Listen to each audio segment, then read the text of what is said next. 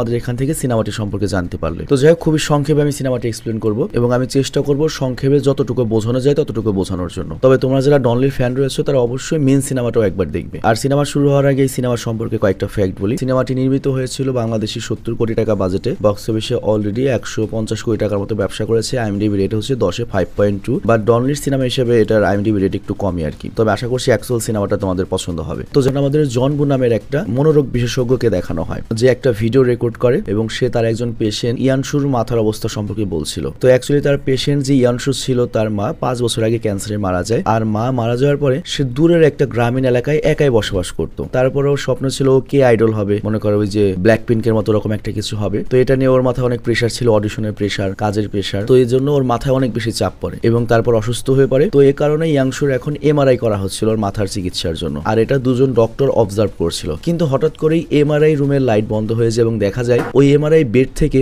ইয়াংশু নামে সেই পেশেন্টটা গায়েব হয়ে গিয়েছে। তো এরপর দুজন ডক্টর যখন ইয়াংশুর সামনে যায় তখন দেখা যায় কোন একটা আধ্যাত্মিক শক্তি ওই ডক্টর দুজনকে একটা ঝাটকা দিয়ে ফেলে দেয়। আর তারপর ইয়াংশু সবার সামনে আসে এবং শয়তানের মতো হাসতে থাকে। তো এটা হচ্ছে সিনেমার ইন্ট্রো ছিল। আর তারপর আমাদের এই সিনেমার মেইন যে ক্যারেক্টারগুলো তাদেরকে দেখানো হয়। আমরা হোলি নাইট ডেমন হান্টার টিমকে দেখি, মানে সিনেমার নামও হোলি নাইট ডেমন হান্টার এবং এই সিনেমাতে এই ডেমন ধরার যে একটা টিম রয়েছে তাদের নাম হচ্ছে হোলি নাইট ডেমন হান্টার। এবং তারা মনে করো প্রাইভেট ডিটেকটিভ, তুমি টাকা দিলে তোমার বাড়ির ভূত ছাড়িয়ে দেবে এরকম একটা কিছু। তো তাদের টিমের যে ম্যানেজার তার নাম হচ্ছে কিম, মানে মাঝেরটা ওই ছেলেটা। এবং ওদের সাথে রয়েছে স্যারন, যে আর কি মনে করো কবিরাজ টাইপ, মন্ত্রতন্ত্র জানে, ভূত ছাড়ানোর ক্ষমতা রাখে। এবং ওদের যে লিডার তার নাম হচ্ছে বায়ু, আই মিন আমাদের ডনলি। তো যাই হোক, ওদের কাছে চই করে কি একজন মানুষকে নিয়ে আসে। আর চই হচ্ছে মূলত একটা দালাল যে আর কি ওদেরকে কাজ এনে দেয়। তো চইর সাথে যে লোকটা এসেছে সে আমাদের ডনলিকে বলে যে তার একটা মেয়ে রয়েছে 17 বছর বয়স, হঠাৎ করে সে গায়েব হয়ে গিয়েছে। আর আমার মেয়ে কোনো ফালতু মেয়ে নয় যে একা একা বাইরে চলে যাবে। তো আমার মনে হয় আমার মেয়েকে কিডন্যাপ করা হয়েছে, প্লিজ আমাদের সাহায্য করুন। আর এর সাথে সে এটাও বলে তার মেয়েকে খোঁজার জন্য এর আগেও 3 জন ডিটেকটিভ চেষ্টা চালিয়েছে, কিন্তু তাদেরকে উল্টো পেটানো হয়েছে। তো এতে বোঝা যাচ্ছে অনেক বড় কোনো গ্রুপ রয়েছে। তো প্লিজ আমার মেয়েকে বাঁচান। তো তখন আমাদের ডনলি গ্রুপ আশ্বাস দেয় সমস্যা নেই, আপনার মেয়েকে আমরা খুঁজে বের করে দেবো। আর এর বিনিময়ে ওই লোকটি ওদেরকে অনেক টাকা দেয়। আর এর মধ্যে থেকে কিছু টাকা আমাদের ডনলি করে কি ওই চইকে দেয়, যে আর কি মনে করো দালাল আর কি কাজ নিয়ে এসেছে। আর যাওয়ার সময় চই বলে এই কেসের জন্য কিন্তু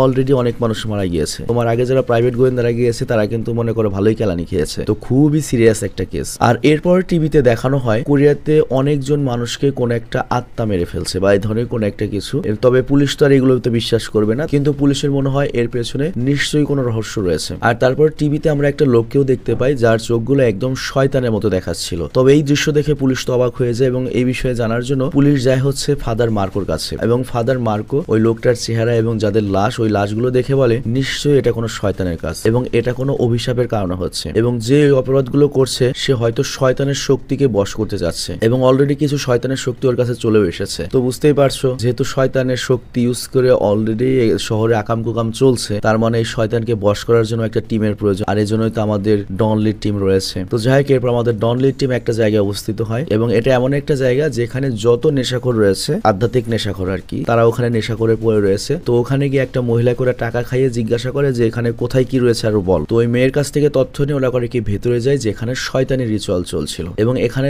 দেখা যায় সুজির নামের ওই মেয়েটিকে পুরো মনে করো কাপড় ছাড়া রেখে, সাদা কাপড় দিয়ে ঢেকে, শয়তানের মতো একটা বিশাল হাতে রেখে রিচুয়াল বা তোমার কালো জাদু করা হচ্ছিল। বাট তখনই সেখানে ডনলি উপস্থিত হয় আর ওই জায়গাতে অ্যাটাক শুরু করার এই কারণে ওদের রিচুয়াল মাঝপথে বন্ধ হয়ে যায়। আর এখানে আমরা সেই লোকটিকেও দেখতে পাই যাকে আমরা একটু আগে টিভি নিউজে দেখেছিলাম যে শয়তানের মতো চোখ জ্বলছে। তো যাই হোক, এরপর শুরু হয়ে যায় শয়তানের পূজারী ভার্সেস হান্টার টিমের লড়াই। তো এখানে ডনলি এবং জিম যখন লড়াই করছিল, আই মিন ডনলির ম্যানেজার, তখন ওই কবিরাজ মেয়ে শ্যারন করছিল কি সুজিনের ভেতর থেকে ওই শয়তানটিকে বের করার জন্য এক্সোরসিজম করা শুরু করে। আর এই কারণে আমরা দেখতে পাই ওর পুরো চোখ সাদা ঘোলাটে হয়ে গিয়েছে। তো যাই হোক, তারপর শ্যারন করে কি সুজিনের চোখের সামনে একটা মেটালের চাকতি রাখে। আর এর ফলে যেটা হয়, ওর ভেতরে শয়তানি যে আত্মাটা ঢুকেছিল তার জ্বালা পড়া শুরু হয়ে যায়। আবার এইদিকে কিম করছিল কি এই সুযোগে সবকিছু রেকর্ড করছিল এবং ও খেয়াল করে এখানকার প্রত্যেকটা মানুষের কানের নিচে এক ধরনের চিহ্ন আঁকানো রয়েছে। আর এইদিকে শ্যারন ওর উপরে শক্তি প্রয়োগ করে আর ওই সুজিন নামের মেয়েটার ভেতর থেকে শয়তানি আত্মাটাও বের করে ফেলে। তবে ভাগ্য ভালো, ওই শয়তানি আত্মা সুজিনকে পুরোপুরি কন্ট্রোলে নিতে পারেনি, যে কারণে অল্পের জন্য বেঁচে গিয়েছে। আর অন্যদিকে আমরা দেখি হসপিটালে গিয়েছে হচ্ছে সেই ফাদার মার্কো এবং জনবুর সাথে দেখা করে, মানে এই সিনেমার শুরুতে যে ডাক্তারকে আমরা দেখেছিলাম মনোরোগ বিশেষজ্ঞ, তার সাথে দেখা করে। তো এখানে আমরা জানতে পারি যে ইয়ং সুই নামের যে মেয়েটাকে তোমার ওই যে এমআরআই মেশিনে ঢোকানো হলো, তারপর ভূতে ধরলো, ওইটা মূলত ওই ডাক্তারেরই বোন।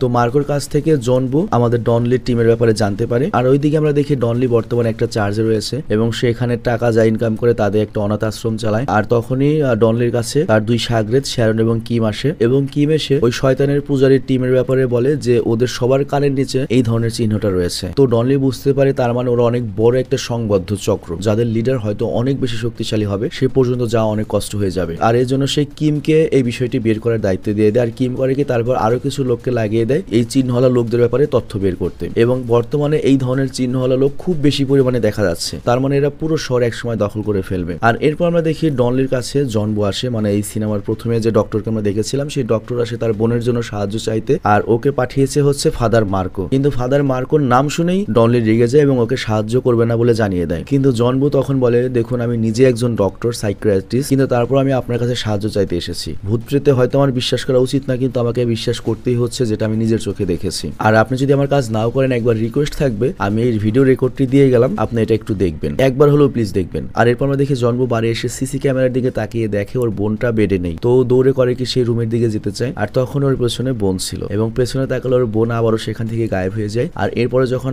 আবারও ঘুরে এবং ওর বোনের বেডের দিকে তাকায়, তখন ওর বোনকে আবার ওখানে দেখতে পায় খুব ভালো মতোই রয়েছে। তো এটা দেখে অনেক বেশি অবাক হয়ে যায়। আর এই সবকিছু কিন্তু সিসি ক্যামেরাতে রেকর্ড হয়েছে। তো ফাদার মার্কো মূলত এই বিষয়গুলো দেখে এবং সে অনেক বেশি ভয় পেয়ে যায়, উদ্বিগ্ন হয়ে যায়। এবং এরপর যখন ইয়ানসুকে নিজের চোখে দেখে তখন আরো বেশি অবাক হয়ে যান। কিন্তু বর্তমানে চার্জে থেকে নিয়ম করা হয়েছে ফাদাররা আর কোনো এক্সরসিজম করতে পারবে না, কারণ সরকারিভাবে একটা আইন করা হয়েছে। তো এই জন্যই মূলত ফাদার মার্কো জনবুকে আমাদের ডনলির কাছে পাঠিয়েছে। আর ডনলি যেহেতু ফাদার মার্কোর নাম শুনে রেগে যাচ্ছে, তার মানে হচ্ছে হয়তো তাদের মধ্যে পুরনো কোনো শত্রুতা বা কানেকশন রয়েছে। কিন্তু এখানে আমাদের পুরো হিন্ট দেওয়া হয় না, জাস্ট এতটুকু ফ্ল্যাশব্যাক দেওয়া হয় যে ওই ফাদার মার্কোর কারণেই নাকি অনাথ আশ্রমের যে বাচ্চারা এবং নান ছিল তাদের সবার মৃত্যু হয়েছিল এবং তাদেরকে লুসিফার ডেমন মেরে ফেলেছিল। আর এই কারণে মার্কোর রিকোয়েস্টে বায়ু বা ডনলি কাউকে সাহায্য করতে চায় না। আর এখানে আমাদের আরেকটা 7 বছর আগের একটা ফ্ল্যাশব্যাক দেখানো হয় এবং আমরা দেখতে পাই ডনলির সাথে বর্তমানে যে টিম রয়েছে কিম এবং শ্যারন, তাদেরকেও শয়তানের হাত থেকে ডনলি বাঁচিয়েছিল। আর তারপরের থেকে ওরা দুজন ডনলির টিমে রয়েছে। তো যাই হোক, এরপর শ্যারন আর কিম ওরা দুজন মিলে ওই ভিডিওটা দেখা শুরু করে। আর ওরা ইনসুর অদ্ভুত ব্যবহার দেখে অবাক হয়ে যায়, হঠাৎ হঠাৎ ভিন্ন ধরনের আচরণ শুরু করে দেয় এবং ওর বোনের পিছনে অদ্ভুতভাবে দাঁড়িয়ে থাকে, অদ্ভুত সব কাণ্ড কারখানা করে, নিজের গালে নিজেই ছুরি বসিয়ে দিয়েছে একদিন। আর তারপর ডনলি এখানে আসে এবং তাকে খুব চিন্তিত দেখাচ্ছিল এবং সে এসে বলে, শহরে হারিয়ে যাওয়া মানুষের সংখ্যা এবং মৃত মানুষের সংখ্যা দিন দিন বেড়েই চলেছে, আমি চাই না এটা আর বাড়তে থাকুক। কিন্তু এরপর যখন ডনলি ভিডিওটা দেখে ও বুঝতে পারে যে ইয়াংশু নামের ওই মেয়েটিকে শয়তান পুরোপুরি কবজা করে নিয়েছে এবং তাকে বিভিন্ন রকমের আঘাত দিচ্ছিল এবং তার উপর অনেক রকম চিকিৎসা চললেও কোনো পরিবর্তন হচ্ছে না। কিন্তু ওরা সিসিটিভির এই ফুটেজ গুলো দেখে একটা জিনিস খেয়াল করে, ওদের বাসায় যেসব মানুষরা আসছিল, সেটা হোক ফুড ডেলিভারি ম্যান, সার্ভিসের লোকজন, যেই আসছিল না কেন, তাদের সবার কানের পেছনে ওই একই রকম চিহ্ন ছিল, অর্থাৎ এরা সবাই ওই শয়তানি কাল্টের সাথে বা গ্রুপের সাথে জড়িত। আর তখনই ডনলির মনে পড়ে জোসেফ নামের একজনের কথা। তো এখানে আমরা আবারও ফ্ল্যাশব্যাকে চলে যাই এবং আমরা জানতে পারি ডনলি, জোসেফ এবং মার্কো মানে ফাদার মার্কো একই চার্চে একই অনাথ আশ্রমে বড় হয়েছিল। আর সেখানে জোসেফের একটা শক্তি ছিল কি, সে মানুষের শরীর থেকে শয়তানি আত্মা বের করতে পারতো। আর আমাদের ডনলির ছিল হচ্ছে 2.5 কিলো হাত মানে ফিজিক্যাল পাওয়ার। এবং ডনলি এবং জোসেফ দুই ভাইয়ের মতো থাকতো, কিন্তু বাকি সব বাচ্চারা জোসেফকে ভয় পেত, কারণ সে অনেক কালো জাদু টালা জাদুর মনে প্র্যাকটিস করতো। আর বড় হওয়ার পরে আমরা জানতে পারি যে জোসেফ হয়েছে একজন প্রিস্ট আর আমাদের ডনলি হয়েছে মনে করো একটা প্রাইভেট ডিটেকটিভ এবং সে এরপর টাকা কামিয়ে অনাথ আশ্রমটাকে কিনে নেয়। কিন্তু কয়েক বছর আগে ডনলি যখন ওই অনাথ আশ্রমে যায়, তখন সে দেখতে পায় জোসেফ ওখানে একটা শয়তানকে কবজা করে ফেলেছে এবং ওই শয়তানটি ওখানকার বাচ্চা এবং নানকে মেরে ফেলেছে এবং ডনলি অল্পের জন্য সেখান থেকে বেঁচে যায়। তো এখানে বিষয়টা আমি পুরো বুঝতে পারিনি, তবে যতটুকু বুঝলাম ডনলির বন্ধু হয়তো পরে গিয়ে চেঞ্জ হয়ে গিয়েছে এবং সে অমর হওয়ার জন্য হয়তো বাচ্চাদের আত্মা বা মানুষের আত্মা সংগ্রহ করছিল এবং সে প্রথমে তার এতিমখানায় এসে কাজটা করেছে এবং ডনলি অল্পের জন্য সেখান থেকে বেঁচে যায়। এবং তারপরে যেটা হয়, সে জোসেফের উপর খেপে যায় এবং জোসেফের কাছ থেকে প্রতিশোধ নিতে চায়, প্লাস জোসেফের কাছে যে পালা শয়তানটি রয়েছে বা জোসেফের যার সাথে চুক্তি রয়েছে যে শয়তানের সাথে, তাকেও ধ্বংস করে দিতে চায়। মানে আমাদের দেশেও কিন্তু অনেকে আছে জিন পালে বা ভূত পালে, এরকম একটা ব্যাপার। আর কিন্তু এরপর ডনলি যখন তার আরেক বন্ধু বা ফাদার মার্কোকে এগুলো বলে, মার্কো এগুলো বিশ্বাস করে না, তার বিলিভই হয় না যে জোসেফ এমন হতে পারে। কিন্তু তারপরেও জোসেফকে আর কখনো খুঁজে পাওয়া যায়নি। কিন্তু এর ফলে মার্কো এবং জোসেফ দুজনের সাথে ডনলির খারাপ সম্পর্ক হয়ে যায়, কারণ ওই সময় ফাদার মার্কো ডনলিকে বিশ্বাস করেন এবং জোসেফকে ধরতে হেল্প করেনি। আর এর জন্যই মার্কোর রিকোয়েস্টে যখন জনবোকে পাঠানো হয়, সে জনবোকে না করে দিয়েছিল যে তোর বোনের চিকিৎসা আমি করতে পারবো না। তবে তারপরে ওই সবকিছু দেখার পরে ডনলি বুঝতে পারে যে ইয়ানসু নামের মেয়েটা তো অনেক বড় প্রবলেমে রয়েছে। আর তাছাড়া ওদের বর্তমান যে কেস, এটার সাথে তো ইয়ানসুর কেসটাও জড়িত, কারণ সেম ওই ডেমন কাল্টের লোকরা রয়েছে। তো এই জন্য সে ইয়ানসুকে সাহায্য করতে রাজি হয়ে যায়। আর তারপর ডনলি জুনবোকে বলে তোমাকে সবসময় সতর্ক থাকতে হবে, কারণ ইয়ানসুর পেছনে কিন্তু ওই ডেমন কাল্টের লোক সবসময় আশেপাশে রয়েছে, ওরা রেগুলারলি এমন একটা কিছু কিছু করছে যার জন্য ইয়াংশু সুস্থ হচ্ছে না। তোমার বাড়ির ভেতরে কিছু থাকতে পারে, তোমার বা আরো কোনো জিনিস থাকতে পারে, তোমাকে খেয়াল রাখতে হবে। মানে তুমি হয়তো জানো, তোমরা যারা গ্রামে বসবাস করো, গ্রামের একটা প্রচলিত নিয়ম রয়েছে, কেউ যদি কারো ক্ষতি করতে চায় করে কি তোষকের মধ্যে দিয়ে একটা তাবিজ দিয়ে দেয়, বাড়ির মধ্যে তাবিজ পুঁতে রাখে, খাটের নিচে তাবিজ ফেলে দেয়, এরকম একটা ব্যাপার আর কি। তো যাই হোক, ওইদিকে আমরা দেখতে পাই শয়তান কিন্তু ইয়াংশুকে খুব ভালো মতোই কবজা করে ফেলেছে এবং এটা ভিডিওতে খুব পরিষ্কারভাবে বোঝা গিয়েছে। আর এরপর ওটা জনবুকে ইয়াংশুর বড় বোনকে ভালো মতোই দেখায় যে ওর বোন সবসময় শয়তানকে ঘিরেই রয়েছে, এমনকি হসপিটালেও ওই শয়তানের গ্রুপ যাওয়া আসা করতো। তো এরই মধ্যে আমাদের একটা গার্ডকে দেখানো হয় যেও এটার সাথে জড়িত ছিল এবং সেও ওর মাঝে আসা সকল মানুষদেরকে খারাপ আর এই সব মেয়েদেরকে বা কাদেরকে বলি দিতে হবে বা কাদেরকে স্যাক্রিফাইস করতে হবে, কাদের ভিতর শয়তান ঢুকাতে হবে, এগুলো মূলত বিশপ নামের আরেকটা গ্রুপ রয়েছে, বোরকা পরে রয়েছে, এরকম একটা দেখা যাচ্ছে আর কি, তারা নিয়ন্ত্রণ করতো। এবং বিশপের মতে ইয়াংশু ছিল হচ্ছে একজন পারফেক্ট শয়তানের জন্য স্যাক্রিফাইস বা বলি দেওয়ার জন্য, এবং ওরা বছরের পর বছর ইয়াংশুর মতো বডি খুঁজে বেড়ায় যেটা একবারে ভার্জিন এবং পিওর হবে, যাতে ওরা স্যাক্রিফাইস করে শয়তানকে সমন করে মানে দুনিয়াতে এনে এভিল দুনিয়া বানাতে পারে। তো যাই হোক, এরপর ওরা করে কি ইয়াংশুর সাথে দেখা করে, আর হতে পারে হয়তো ইয়াংশুর মাধ্যমে ওরা ডেমনের সাথে কথা বলতে পারে। তো ওখানে যাওয়ার পরে স্যান করে কি এক্সোরসিজম করা শুরু করে, আর তখনই বেড আপনা আপনি নড়তে শুরু করে এবং ইয়াংশু সেখান থেকে পালিয়ে যেতে চায়, কিন্তু তখন ডনলি ওর শক্তি দিয়ে আটকিয়ে দেয়, কিন্তু ও গিয়ে তখন ওই রুমের সিলিং এ গিয়ে আটকে থাকে। তবে শ্যারন এখানে অনবরত মন্ত্র পড়ে যাচ্ছিল এবং ইয়াংশুকে একদিকে টানা হচ্ছিল, তবে তারপর ইয়াংশুকে ধরে রাখা তো যায় না, এক একবার এক এক দিকে যায়, কিন্তু ডনলি তার শক্তি দিয়ে ওকে বিছানায় আটকে রাখে। আর ওই মুহূর্তে শ্যারন করে কি আবারও সুযোগ বুঝে ইয়াংশুর মাথায় হাত রেখে মন্ত্র পড়া শুরু করে, বাট ওই মুহূর্তে ইয়াংশু যেটা করে অনেক জোরে চিৎকার করে এবং চারজনকে দেয়ালের দিকে ছুড়ে মারে, আর তারপরেই হঠাৎ করে ইয়াংশু গায়েব হয়ে যায়। আর তারপর যখন সিসি ক্যামেরা চেক করে ওরা দেখতে পায় ইয়াংশু বাইরে চলে যাচ্ছে,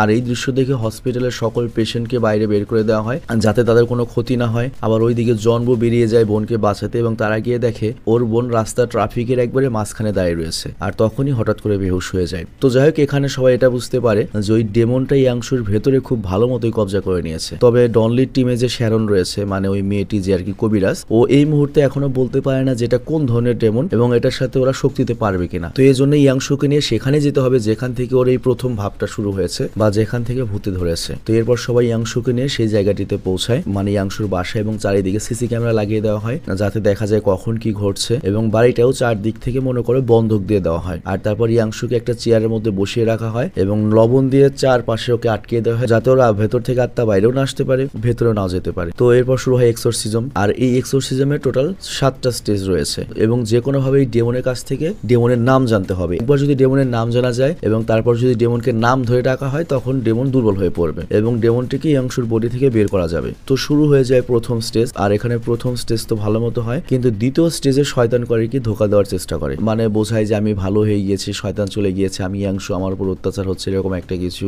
আর তারপর শ্যান করে কি তৃতীয় ধাপ আসে, সেই হিসাবে ওই মেটালের চাকতিটা সামনে রাখে, কিন্তু এইবার এটা দেখে ইয়াংশু চমকে যায় এবং ডেমন তখন কবিরাজ শ্যারনকে গালি দেওয়া শুরু করে, তুই একজন অনাথ। আর এরপর পুরো ঘর আস্তে আস্তে অন্ধকার হয়ে যায়, যে কারণে ডনলি বাইরে গিয়ে চেক করে এবং সে দেখতে পায় আশেপাশে অনেক শয়তানের ফলোয়াররা লুকিয়ে রয়েছে। তো ডনলি তো একটা একটা করে বের করে মারতে শুরু করে, আর তখনই ঘরের ভেতরে ভূমিকম্পের মতো অবস্থা হয়ে যায়। আর অন্যদিকে রুমের মধ্যে শ্যারন যখন ইয়াংশুর উপরে এক্সোরসিজম চালাচ্ছিল, অর্থাৎ মন্ত্র পড়ছিল, তখন একটা হাত চালান দেয়, কিন্তু ডেমন তো পুরোপুরি খেপে যায়, যে কোনো মূল্যে শ্যারনকে আঘাত করতে চাচ্ছে। আবার ডেমন তো মনে করে লবণের রেখাটাও পার হতে পারছে না, আর শ্যারনের লেভেলটা হচ্ছে ওই বিষাবদের উপরে, মানে শয়তানদের যে বিষাব লেভেল আছে যারা সিলেক্ট করে কাকে স্যাক্রিফাইস দেওয়া হবে তাদের উপরের লেভেলের প্রিস্ট। তো এর জন্য শয়তান ওর সাথেও পারছে না, কিন্তু আবার শ্যারন শয়তানের নাম না জেনে ওকেও খতম করতে পারছে না। তো এই সুযোগে ডেমন তখন শ্যারনকে বলে, আমার দুনিয়াতে চলো তোমাকে দেখিয়ে নিয়ে আসি। তো শ্যারন বলে আচ্ছা ঠিক আছে। আর এইদিকে আমরা দেখি ওই ডেমনের যে ফলোয়াররা ছিল তারা করে কি ডনলির উপরে এক ধরনের পাউডার ছিটিয়ে দেয়, যেটার কারণে ডনলির পুরো শরীর অবশ্যই যেতে পারে, এমনকি মৃত্যু হতে পারে।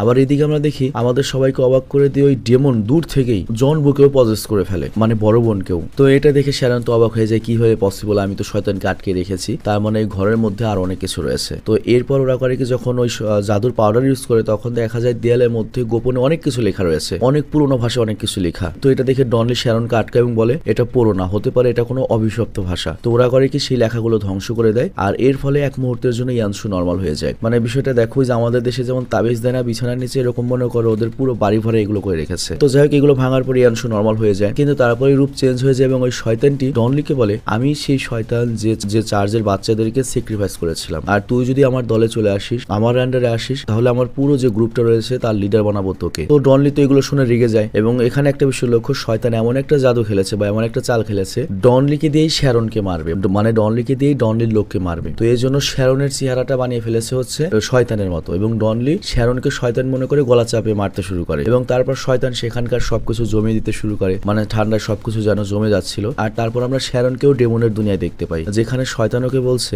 দেখ ইয়ানসু কিন্তু এখানে এসে কমফোর্ট ফিল করছে, আর ওকে আমি এখানে আনার জন্যই ধরেছি। কিন্তু এখানেও শ্যারন করে অনেক কৌশল করে শয়তানের নামটা শুনে নেয় এবং বাস্তব দুনিয়াতে চলে আসে। কিন্তু বাস্তব দুনিয়াতে ওই ডেমন করে কি, ইয়াংশুর বড় বোন জুনবুকে ওর বনের কণ্ঠ নকল করে ওকে ধোকা দেওয়ার চেষ্টা করে, এবং জুনবু তখন করে কি পাগলের মতো ওই লবণের রেখাটা পার করে বনের কাছে চলে যায়। আর এর ফলে যেটা হয়, লবণের রেখাটা ভেঙে যায় এবং মনে করো ডেমন মুক্ত হয়ে গিয়েছে, এবং আমরা তখন ওই ডেমনের আসল চেহারাটা দেখতে পাই। আর এরপরে শয়তানটা করে কি সবাইকে ছুঁড়ে ফেলে দেয়, এবং এরপর আমরা দেখতে পাই ইয়ানশু ছাদে ঝুলে রয়েছে, তবে ওর ভেতরে এখন শয়তানটি খুবই শক্তিশালী অবস্থায় রয়েছে। আর তারপর আমরা দেখি ঘরের মধ্যে অদ্ভুত অদ্ভুত জিনিস হতে শুরু করে। আর তারপর ডক্টর জনবুর মনে পড়ে ওদের আগে যারা এই বাড়িতে ছিল তারা বলেছিল যে ওদের অনেক বড় বড় জিনিস স্টোর হাউসে রাখা রয়েছে, এবং তারা ওই ডেমনের ফলোয়ার ছিল। তো এরপর আগে স্টোর হাউস চেক করে এবং ইয়ানসুকে খুঁজতে শুরু করে, আর দেখা যায় ইয়ানসু উল্টো হয়ে ঝুলে রয়েছে এবং শয়তানকে পুরোপুরি প্রসেস করে ফেলেছে। আর ডনলি ওদিকে যায় হচ্ছে স্টোর রুমে এবং একটা রাস্তা পেয়ে যায় বেসমেন্টের। আর ওখানে গিয়ে ডনলি দেখে যে অ্যাকচুয়ালি এই শয়তানদের তো মনে করো গোপন আস্তানাই এখানে, আর ওদেরকে এরকম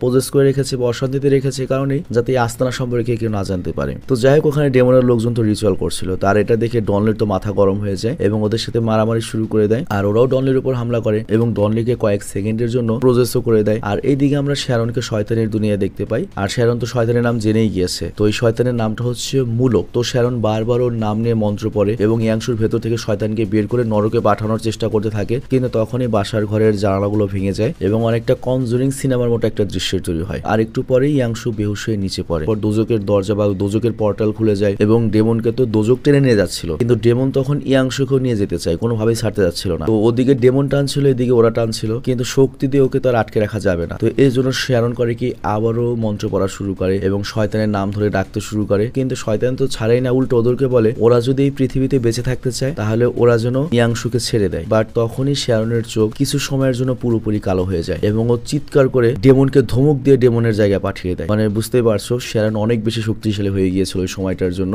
আর তার ফলে যেটা হয়, সেই ডেমন গায়েব হয়ে যায় এবং লাস্টে ডেমন গায়েব হওয়ার আগে আমাদের ডনলি তার একটা বিখ্যাত পাঁচ মারে ওই ডেমনকে এবং দোজকের দরজা বন্ধ করে দেয়। তো যাই হোক, ইয়ানশু ঠিক হয়ে গিয়েছে আর ডনলিও আবার অনাথ আশ্রমে যায় এবং অনাথ আশ্রমটা আবার ঠিক করে ফেলে। আর এরপর আমরা ওদের তিনজনকে সেখানে যেতে দেখি যেখানে শ্যারনকে প্রসেস করা হয়েছিল। আর এখানে এই সিনেমাটি শেষ হয়ে যায়।